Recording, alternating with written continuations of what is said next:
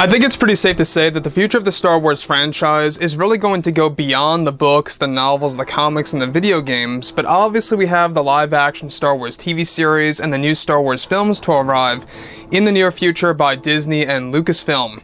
This is Mike Zero. Make sure to subscribe if you're new to the channel for future Star Wars content.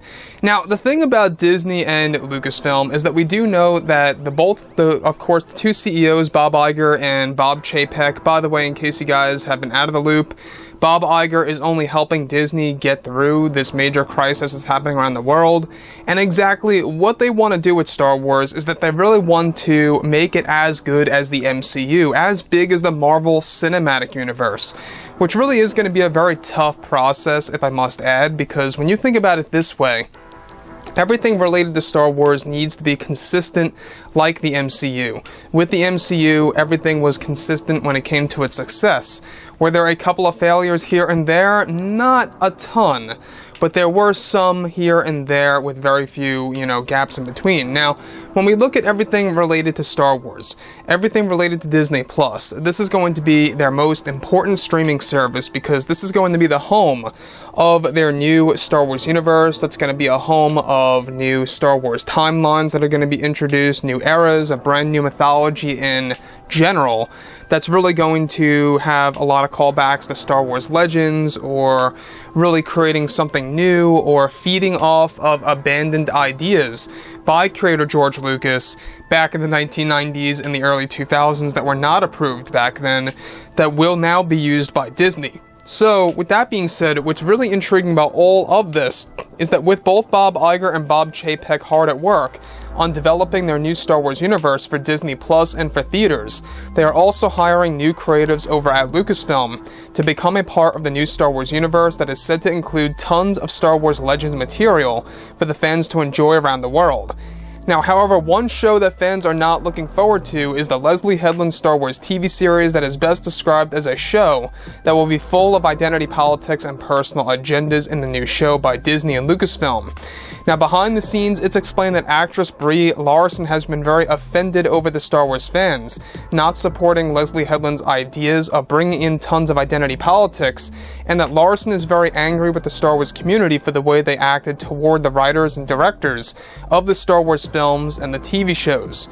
And let me just say one thing about Brie Larson is that Brie Larson, I will say that I'm really not a fan of her as far as her acting skills go, so I'm really not all that, excited about her entering into the Star Wars universe, and I'm sure a lot of you guys out there will agree. Now, Larson is described to be involved with this new TV series after agreeing to come on board with Leslie Headland for the Star Wars franchise to take a new turn. Headland was also offended and angry with Marvel fans over how they viewed the film Captain Marvel after seeing it. Now that this show is being developed, Larson is getting ready to become a part of the new Star Wars universe that will mainly be introduced on Disney Plus and eventually into theaters. So, about Brie Larson, in case you guys did not know exactly how she has these connections to become a part of Star Wars, number one, Marvel owns Disney, and so does, Disney own how they own Lucasfilm. It's pretty much all interconnected. But the thing here is that there were connections between Kathleen Kennedy and Brie Larson already, because about 6 months ago, Kathleen Kennedy wanted Brie Larson to become Ahsoka Tano in the Ahsoka Tano live-action TV show, or in The Mandalorian Season 2, making a cameo or a major role as Ahsoka Tano in that TV show. And that did not actually, come through or come into fruition, and now it's all down to Rosario Dawson as Ahsoka Tano. So that's the link between Brie and Kathleen Kennedy, and as to why Brie has this connection with the Leslie Headland Star Wars TV show. Not just that, about the Leslie Headland Star Wars TV series, alright? The thing that really makes the show pretty much a disaster, like I've said, is that it's going to focus on the identity politics over story. Everything related to the personal agendas, to the real-world issues that are going to be applied into the show. And I think the fact that they're focusing away from story isn't really going to help it at all in any way, shape, or form. This could very well be The Last Jedi 2.0 in the form of television, and that's exactly what Disney doesn't want. It's one of the main reasons as to why Bob Iger and Bob Chapek are very disappointed and, quite frankly, annoyed with Kathleen Kennedy because of how she just blindly hired Leslie Headland, who, by the way, is one of the personal assistants of Harvey Weinstein for about 1 year back in the day.